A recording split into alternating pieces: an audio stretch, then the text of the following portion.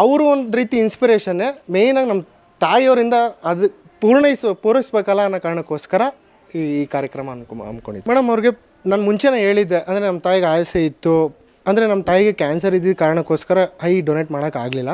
ಅದಕ್ಕೋಸ್ಕರ ನಾವು ಚೆನ್ನಾಗಿರ್ಬೇಕಾದ್ರೆ ಮುಂದಿನ ಪೀಳಿಗೆಗೂ ಈಗ ನಮ್ಮ ಮಕ್ಳು ಇವಾಗ ನಾವೇನು ಸೊಸೈಟಿಗೆ ಏನೋ ನಾವು ಕಾಂಟ್ರಿಬ್ಯೂಷನ್ ಕೊಡಲಿಲ್ಲ ಅಂತಂದಾಗ ಮುಂದಿನ ಪೀಳಿಗೆಗೆ ನಾವು ಏನು ಮಾಡ್ತಾಯಿದ್ದಾರೆ, ಏನು ತಪ್ಪು ಸರಿ ಏನು ಅಂತಲೇ ಗೊತ್ತಾಗೋದಿಲ್ಲ.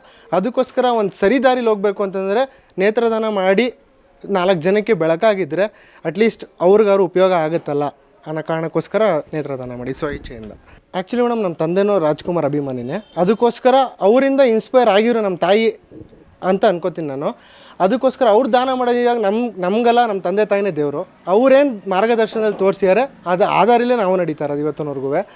ಅದಕ್ಕೋಸ್ಕರ ನಮ್ಮ ತಾಯಿ ಇಚ್ಛೆಯಿಂದ ಮೇಯ್ನಾಗಿ ನಮ್ಮ ತಾಯಿ ಇಚ್ಛೆನ ಪೂರೈಸಬೇಕು ಅಂತಲೇ ಮಾಡ್ತಾ ಇರೋದು. ಮೇಡಮ್ ಅದೊಂದು ಶುಭ ಕಾರ್ಯ ನಡೀತಾ ಇದೆ. ಇದೊಂದು ಮಾಡಿದ್ರೆ ಬೇರೆಯವ್ರಿಗೂ ಇನ್ಸ್ಪೈರ್ ಆಗುತ್ತಲ್ಲ ಅನ್ನೋ ಕಾರಣಕ್ಕೋಸ್ಕರ ಈಗ 100% ನಾವು ಇನ್ಸ್ಪೈರ್ ಯಾರಿಗೂ ಮಾಡೋಕ್ಕಾಗೋದಿಲ್ಲ. ಅಟ್ಲೀಸ್ಟ್ ನಮ್ಮ ಕೈಯಲ್ಲಾದಷ್ಟು ಏನಾಗುತ್ತೆ ಕಾಂಟ್ರಿಬ್ಯೂಷನ್ ಸೊಸೈಟಿಗೆ ಏನು ಮಾಡಬಹುದು ಅನ್ನೋದು ನೋಡಿದಾಗ ಈ ಕಾಂಟ್ರಿಬ್ಯೂಷನ್ ನಾವು ಮಾಡೋದ್ರಿಂದ ನೇತ್ರದಾನ ಮಾಡಿದ್ರೆ ಒಳ್ಳೇದಾಗಬಹುದು ಅನ್ನೋ ಕಾರಣಕ್ಕೋಸ್ಕರ ಮಾಡಿದ್ವಿ. ಮೇಡಮ್ ಅದೇ ಇವಾಗ ಸೊಸೈಟಿ ಕಾಂಟ್ರಿಬ್ಯೂಷನ್ ಅದು ಸ್ವಇಚ್ಛೆ ಇವಾಗ ಯಾರಿಂದನೂ ಫೋರ್ಸಬಲಿ ಅದು ಮಾಡೋಕ್ಕಾಗೋದಿಲ್ಲ. ಈಗ ನಮ್ಮ ಮನಸ್ಸಿಂದ ಬಂದು ಒಂದು ಇನ್ಸ್ಪೈರ್ ಆಗಬೇಕು ಬೇರೆಯವರು, ಅಥವಾ ನಾವು ಇನ್ಸ್ಪೈರ್ ಬೇರೆಯವರಿಂದ ಆಗಿದ್ದರೆ ಮಾತ್ರ ಸಾಧ್ಯ. ಅದು ಬೇರೆಯವ್ರು ಫೋರ್ಸಬಲಿ ಯಾರೇ ಬಂದು ಹೇಳಿದ್ರು ಅದು ಚಾನ್ಸೇ ಇಲ್ಲ ಆಗೋಕ್ಕೆ.